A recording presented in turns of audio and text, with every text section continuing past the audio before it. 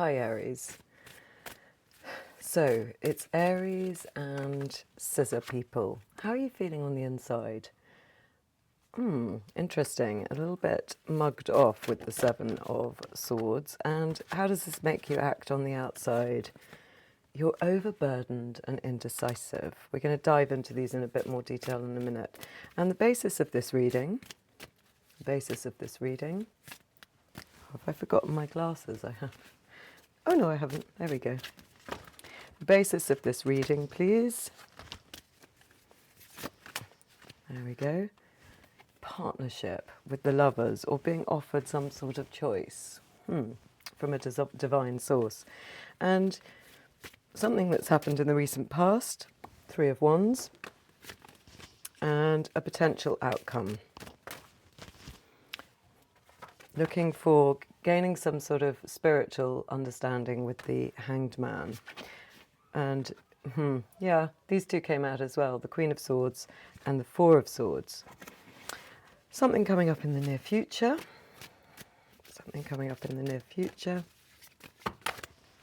Too many.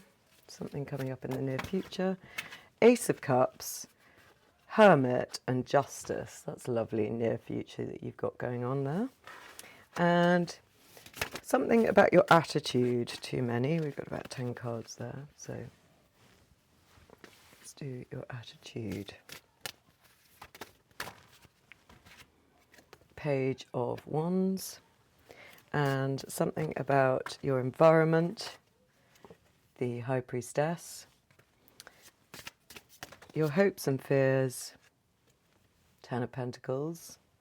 And an outcome. We've got the Emperor, which is your card, Aries, followed by this one here, which was the Four of Cups, another four, followed by the Page of Pentacles. That's an interesting combination. Right, let's dive in.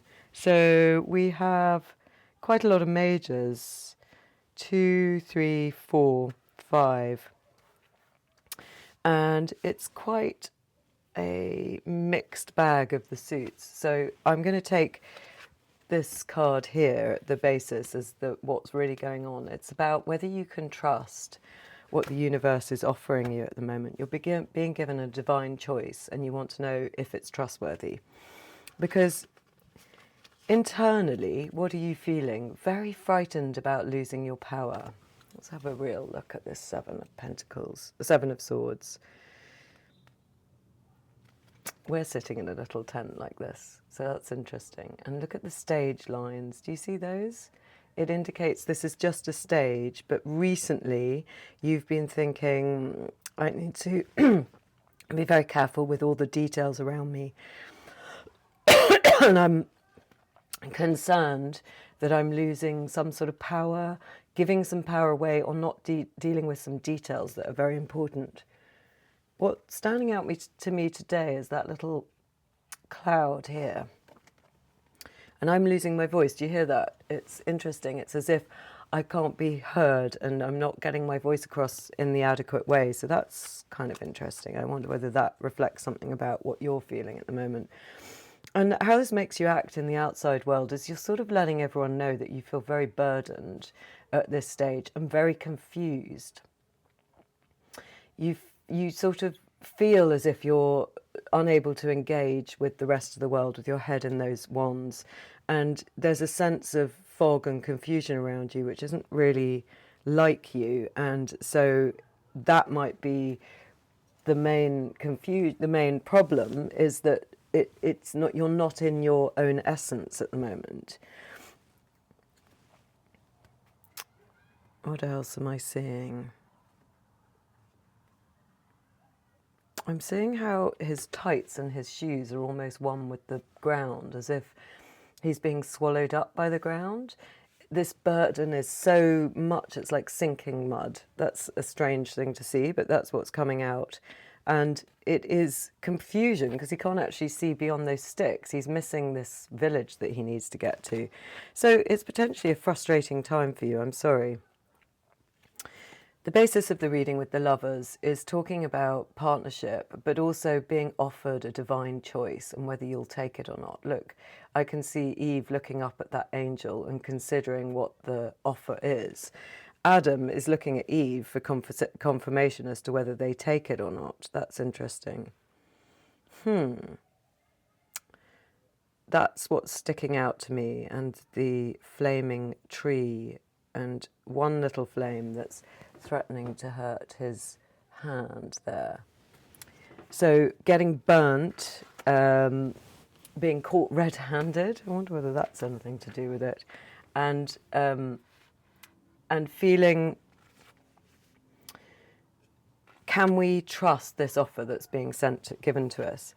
In the recent past, we see you alighting on something that you really want to go for, and by laser focusing on it, I think that then you start to worry about whether it's really the right thing for you. Nothing particularly standing out, other than how shimmery the water feels, as if it's red and gold, as if it's sunset. So a surprisingly last minute image, not the time of day that you would expect, and you looking out at sunset. What does that mean? Well, let's see. A potential outcome is the Hangman. You listening to your instincts, realizing that there might be an issue around what's trustworthy and what's not in this situation, and then maintaining that what would be good for you would be to get into a period of reflection and pause in order to try and change your point of view, because you realize at this point you're not going to get anything done. You can't take this offer, and that's very frustrating to you. You've got to see this offer in a different light. So that is one potential. In something that's coming up in the near future, oh yes, but with that, sorry, here, with that, as you're hanging around, you're also, do you remember these two came out as well? You're also having a bit of a rest and recalibration. So it's sort of almost a bit of a relief, and it's helping you get in touch with your incisive intellect. So I love that. It shows that in this potential outcome, there's real progress, because you go from the confused Seven of Cups into knowing exactly what you want, and also being very rested and restored, which it would be a really lovely outcome. In the near future, we've got you getting everything sort of much more sorted in your mind. We've got the Justice card, indicating that everything is in its right place, that legally anything that you need to sort out, you can't be missing any details, which is what we slightly worry about when we see the Seven of Swords. So you've sorted that out. You're thinking about what you really want, informed by the Hangman, and then deciding that maybe this cup, this offer really is for you, which I think is so exciting. Once you've sort of clarified things, and your attitude is one of excitement. I think this excites you. I think it really is something that you will love. And let me see what stands out with him. His yellow boots, which have all this sort of dripping down gold on them, sort of, you know, the frilly bit on them. Yeah, that's the main thing that's standing out, and how red the environment is. It's hot. It's feeling very passionate. So this is your attitude. And in your environment, there's a sort of residue of the Hangman. There's a lot of intuition around you. Maybe you've got co-workers who are acting with you. Everybody's using their spidey senses. Maybe you're working in a field which uses intuition. Maybe this has now been amplified and heightened by the Hangman, by the process of the Hangman, by the process of you realising that you need to be really, really careful. So it's a sort of heightened, hyper-vigilant environment. Now, this could be you at home, you at work, those around you who are helping you make this decision. But it seems like it's a good idea. And in your to be like that. In your hopes and fears, we have the Ten of Pentacles. So you're looking to really establish yourself within this new venture. And here what's standing out to me is these funny, we've got 2 little red bits there and 3 little red long tall columns but very small there, and the 2 here have got the scales of justice, which we've seen in your near future next to them. So they're pointing to me on the wall. Do you see that underneath the 2 little tags behind the grey man's head is the scales of justice? And here we have a tower with some water, or an upside down home, but I think, no, it's a tower. So it's talking about structures that, I'm a secure, balanced structure that you're wanting to build. I mean, maybe you're an architect, I don't know. Maybe you're a planner. Maybe you've found a home that you like, but you want to make sure that it's the correct home. Maybe the tower just represents something that you really want to be very considerable. And this is your hopes and fears, is to have a just and fair environment that you're going to build. And what's coming up as your outcome is 2 fours and a page of pentacles. So initially, not really sure that you want to take this offer. In fact, denying it very firmly, but we usually say take it. But then I see a progression. Once you get into your full authority, Aries, I think it becomes easier for you to safely take that cup, because you feel that you're fully powerful and no one is going to disrespect or take advantage of you. And he's very similar to the man in the 10 of Pentacles with his grey hair as well. And then once that's happened, you can start really working on the details of the scheme, of the plan, of the home that you're building, whatever it is. I see that you go into kind of a deep mode of scholarly drilling down, but you're learning. It's not something that you particularly understand yet. All right, let's cap this with a card from the Enchanted Forest deck. And then one from the Shining Tower deck. But let's start with the Enchanted Forest. Let's see if there's part of the reading that wants a little bit more attention for Aries and Scissor people. Beautiful. What's the number of this? I know it's a lovely card. 10 of Visions. It's saying this is a really lovely place that you're going to end up. Look at that, with all the blossom. We're in the Northern Hemisphere here, and there's a lot of blossom. We've not quite got to the pink blossom. It was there in Italy, but now I'm back in London. It's not, but we've already got the white blossom of the plum trees out, so that's lovely. So 10 of Visions, which I think is 10 of Cups in this deck. Here we go. 10 of Visions.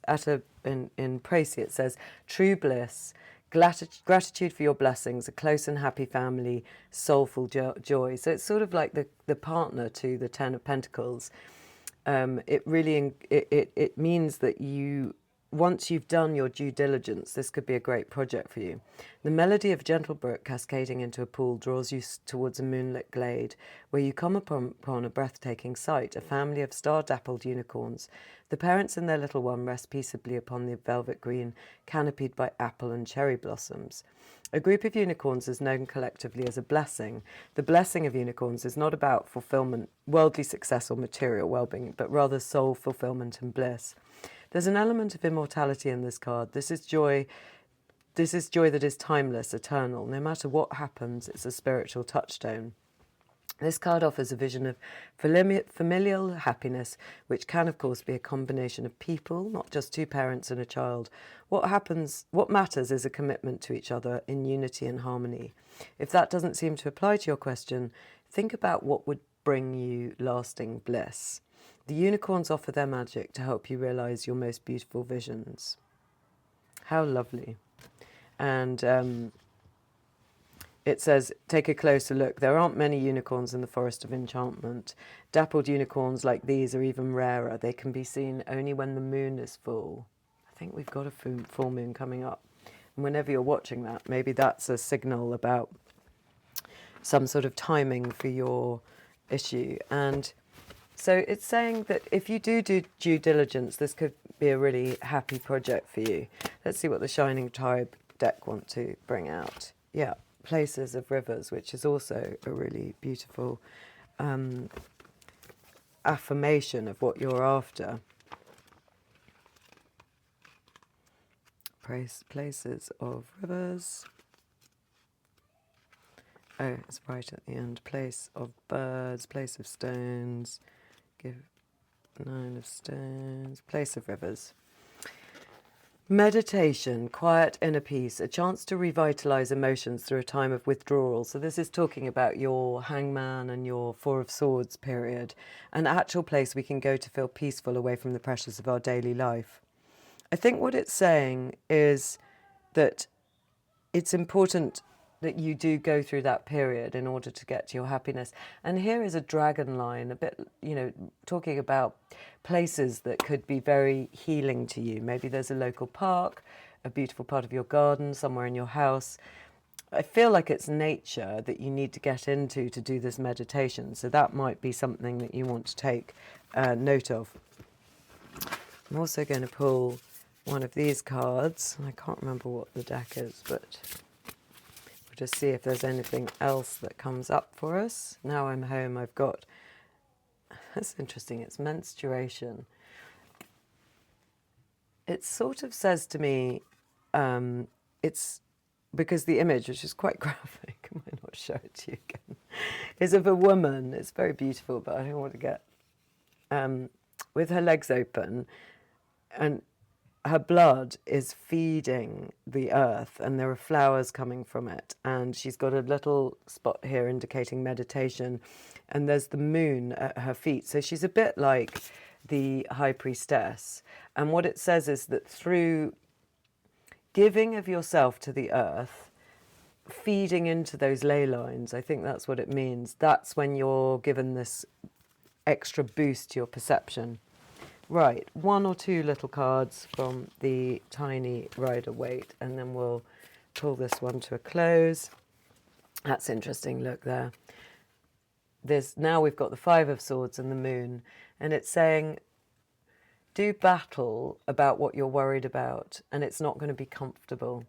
It's saying this isn't going to be a really fun process. If you're negotiating on a property, if you're negotiating at work, if you're negotiating with anyone to do with this kind of thing, it's not necessarily going to be much fun, but it's telling you that it's worth doing it. And if they do that, the people that are watching this, what do they get? Huh. Okay, then that's not the message. They're saying, if you get too emotional and you negotiate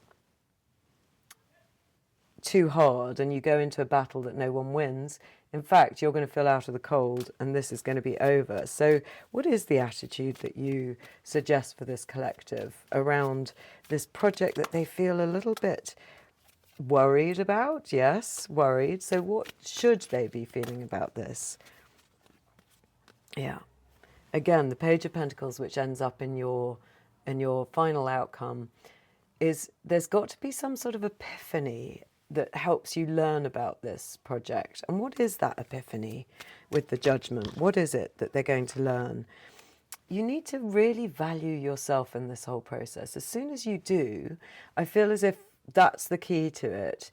As soon as you don't give your power away, as soon as you make sure that anything that you're signing up for includes the high value of the character of this Queen of Pentacles, who is very fair to everyone else, but is absolutely valued beyond almost any other, well, certainly Queen, but lots of other characters in the deck. She's incredibly interested in status. So that's what's important for you to concentrate on here, to get to your happy place, which we know is possible.